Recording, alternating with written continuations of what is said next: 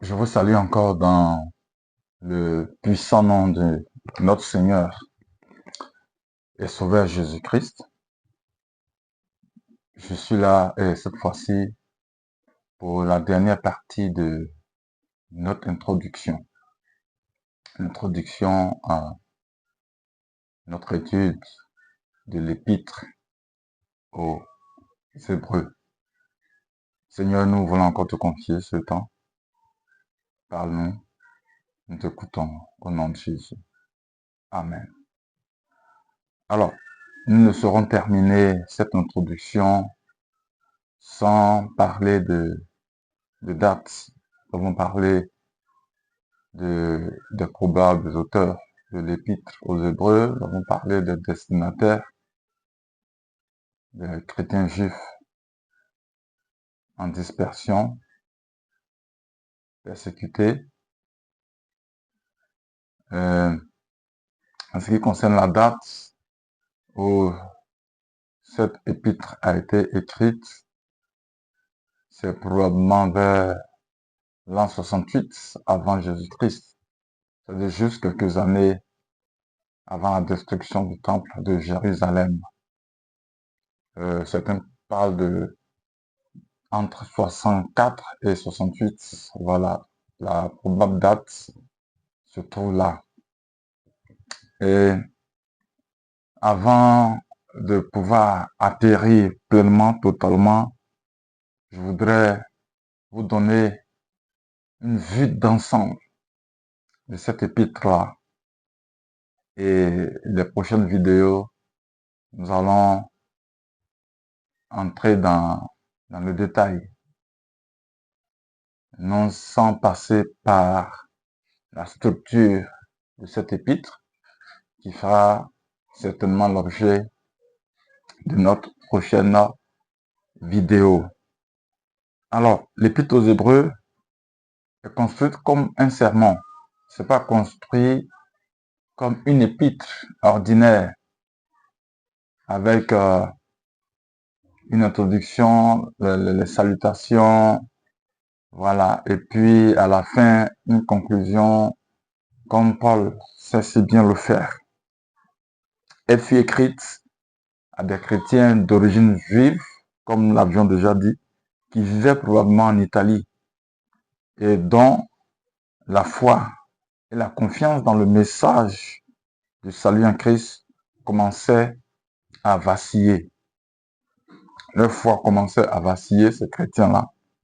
Et donc, certainement, c'est pour cette raison, cette lettre-là avait été écrite.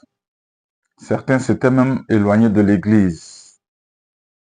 Ils n'étaient plus réceptifs à la prédication de la parole.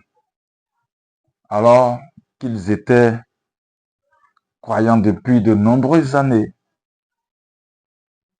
et ils avaient subi la persécution en raison de leur foi en Christ. Oui. Laisse-moi vous dire que cette persécution n'était pas une persécution, oui, comme aux premières heures de l'église de Jérusalem. Ce n'était pas une persécution de l'église dans ses premières heures. C'était des personnes, des juifs qui étaient devenus chrétiens,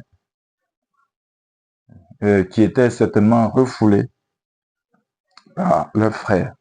Et donc, gagnés par la peur, par la fatigue, la pression de leurs frères judaïsants, ils songeaient certainement à jeter l'éponge, à abandonner la voie de Christ. Donc, face à l'exclusion sociale et à la persécution qui les avait sérieusement ébranlés, certains voulaient abandonner Christ. Et certains parmi eux s'attendaient également au retour de Christ. Ils s'étaient mis à douter qu'il revienne un jour. Oui, ceux qui croyaient au retour de Christ, ils avaient commencé aussi à douter que Christ reviendrait un jour pour les secourir. Et parmi ceux qui étaient d'origine juive, puisque oui, au nombre de ceux qui étaient persécutés, il y avait certains qui n'étaient pas quand même d'origine juive. Mais parmi ceux qui étaient d'origine juive, certains envisageaient de revenir au sacrifice accompli au temple, aux pratiques religieuses de leurs ancêtres.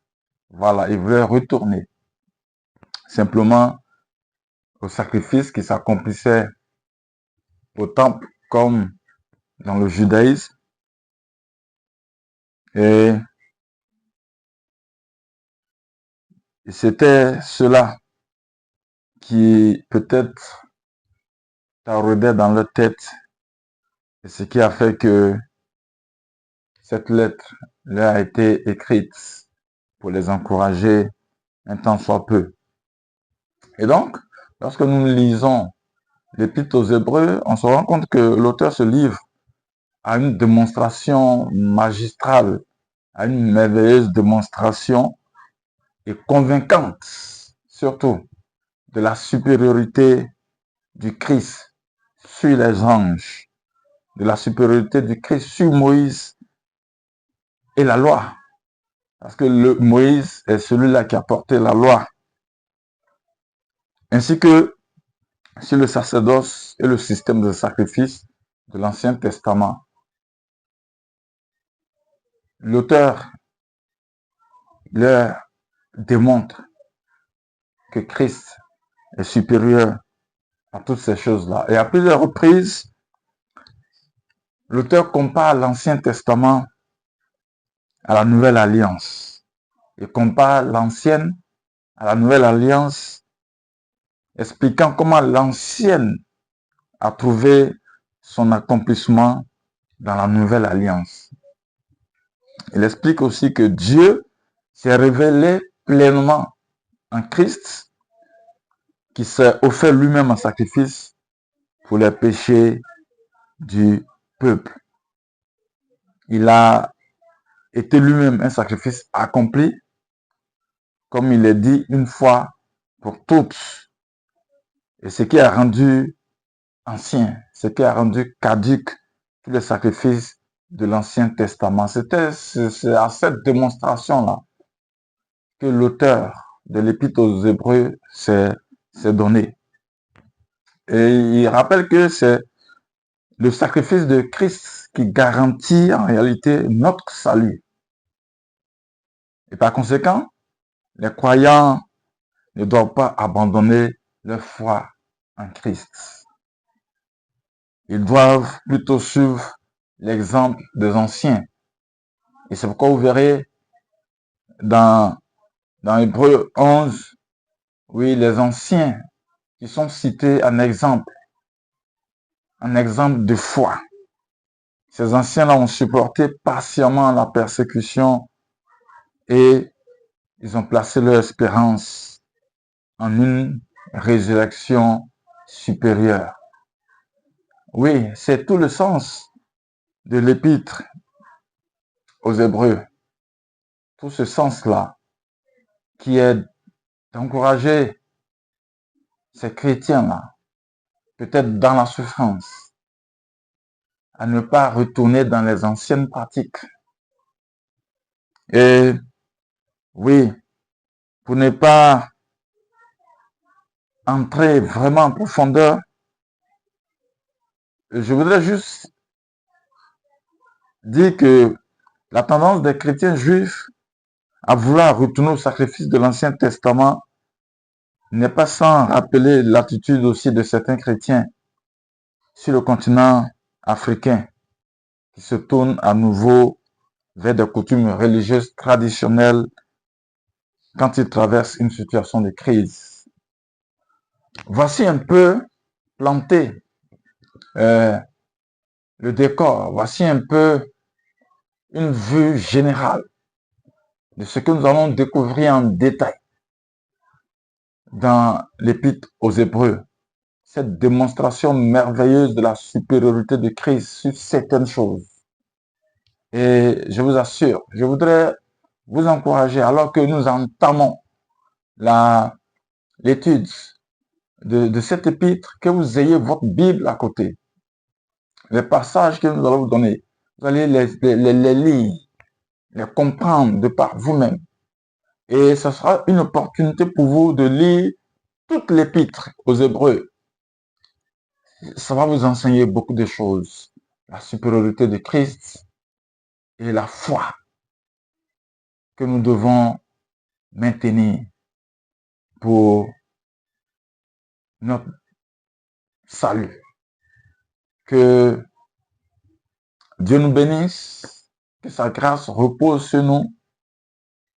Et prions, vous et moi, prions afin que le Seigneur nous instruise véritablement au travers de l'étude de cette épître-là, épître aux Hébreux, afin que nous puissions terminer cette année 2025 avec une connaissance importante de la supériorité de Christ surtout et de la valeur de la foi dans notre salut.